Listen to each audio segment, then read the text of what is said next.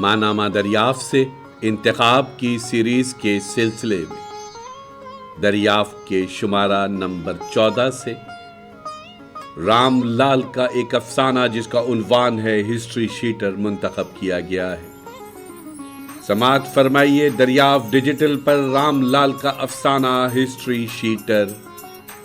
آواز و پیشکش ظفر جمیل۔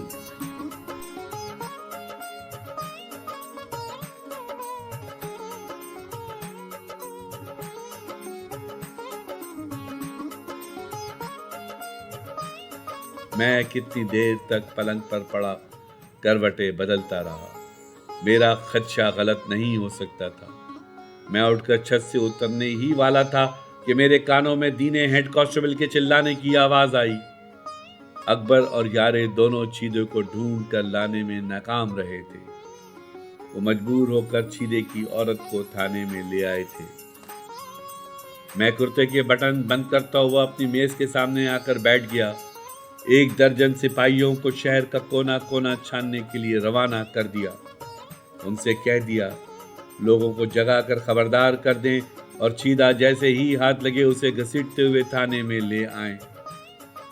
شرفو نے میرا یہ حکم سنا تو وہ چیخ چیخ کر روتے ہوئے بولی، ایسا ظلم مت کرو سرکار، میرا آدمی اب ایسا کام کبھی نہیں کر سکتا، اس نے میرے سامنے قسم کھائی تھی۔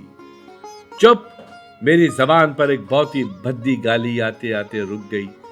میں نے شرفو کی طرف کھا جانے والی نظروں سے دیکھا۔ وہ اب پہلی جیسی قاتلہ حسینہ نہیں رہ گئی تھی۔ اس کا چہرہ مرجھا گیا تھا۔ اس کے بالوں کی دلکشی فنا ہو چکی تھی۔ وہ اپنے دبلے پتلے سوکھے ہوئے بانگ جیسے جسم کے ساتھ دونوں بچیوں کو چپکائے اپنے خاوند کے لیے رحم کی بھیک مانگ رہی تھی۔ میں نے اسے چپ چاپ ایک طرف زمین پر بیٹھ جانے کا حکم دیا اور حقہ گڑگڑانے لگا جو دینا میرے لیے تازہ تازہ بھر کر لے آیا تھا۔ جوں چیدے کی کھوج میں دیر ہو رہی تھی میرا غصہ بڑھتا جا رہا تھا۔ میں نے بڑے اضطراب میں تھانے کے احاطے میں کئی چکر لگائے، بار بار کرسی پر آ کر بیٹھا اور پھر اٹھ کھڑا ہو گیا۔ صبح 5 بجے کے قریب جب روشنی ہونے لگی تو میرے سپاہی چیدی کو لیے ہوئے حاضر ہو گئے۔ چیدے کے ہاتھوں میں ایک لمبی لاٹھی اور کپڑے کی پوٹلی تھی۔ اسے دیکھتے ہی میری آنکھوں میں خون اتر آیا۔ اس پر گالیوں کی بوچھاڑ کر کے اکبر سے کہا، اسے زمین پر لٹا کر جوتے لگاؤ، جوتے مار مار کر ادمواں کر دو۔ اکبر نے ویسا ہی کیا۔ چیدہ خدا کا واسطہ دے کر کہتا رہا، پہلے میری بات تو سن لو سرکار، میں نے چوری نہیں کی ہے، کہیں بھی ڈاکہ نہیں ڈالا ہے، میری عرض تو سن لو سرکار۔ اس کی فریاد میں شرفو اور اس کی بچیوں کی چیخیں بھی شامل ہو گئیں۔ جب میرے سپاہی اسے مارتے مارتے تھک گئے اور چیدے کا سارا جسم جگہ جگہ سے ادھڑ کر خون آلود ہو گیا تو میں نے اس کی پٹائی رکوا دی اور پھر بڑے حقے کا کش لگاتے ہوئے کہا، اب بتا کہاں رہا رات بھر، اور دیکھ ذرا بھی جھوٹ بولا تو پھر سے تڑائی شروع کرا دوں گا۔ وہ سر جھکا کر لٹکے ہوئے بالوں سے کیچڑ، مٹی اور خون جھٹکنے لگا۔ اتنی سخت مار کھا کر اس کا چہرہ بہت خوفناک ہو گیا تھا۔ تھانے میں اپنی بیوی اور بچیوں کی موجودگی نے اسے آپ دیدہ کر دیا۔ وہ جھکی جھکی مونچھوں کے درمیان سے بڑبڑایا، سرکار آپ نے بڑا ظلم کیا، خدا گواہ ہے وہ سب دیکھ رہا ہے، آپ نے مجھ پر ناحق ظلم کیا ہے۔ اب منہ سے کچھ بکے گا بھی کہ پھر مار کھائے گا؟ دینے نے اسے پاؤں سے ٹھوکر مار کر کہا، لالا صاحب بہت ناراض ہیں، تمہاری وجہ سے رات بھر جاگے ہیں، سب سچ سچ بتا دے۔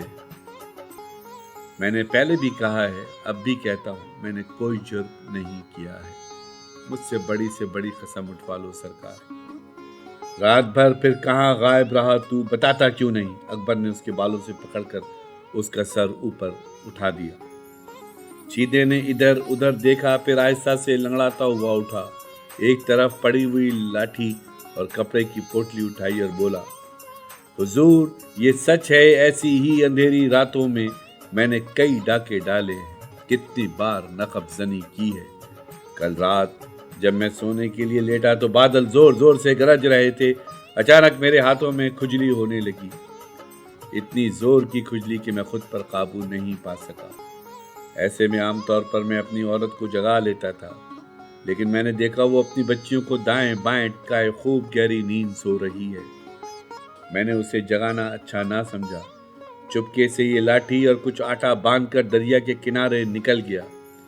رات بھر دریا کے کنارے بیٹھا مچھلیاں پکڑنے میں لگا رہا۔ یقین نہ آئے تو یہ دیکھ لیجئے۔ یہ کہہ کر چیدے نے اپنی پوٹلی کھول کر الٹ دی، اس میں سے کچھ چھوٹی چھوٹی مچھلیاں زمین پر گر کر ادھر ادھر بکھر گئیں۔ میں نے بڑے اطمینان سے حقے کا گہرا کش کھینچا، کیونکہ اب اس بات کا کوئی خطرہ نہیں تھا کہ انگریز کپتان میرا تبادلہ کسی دوسرے تھانے میں کر دے گا۔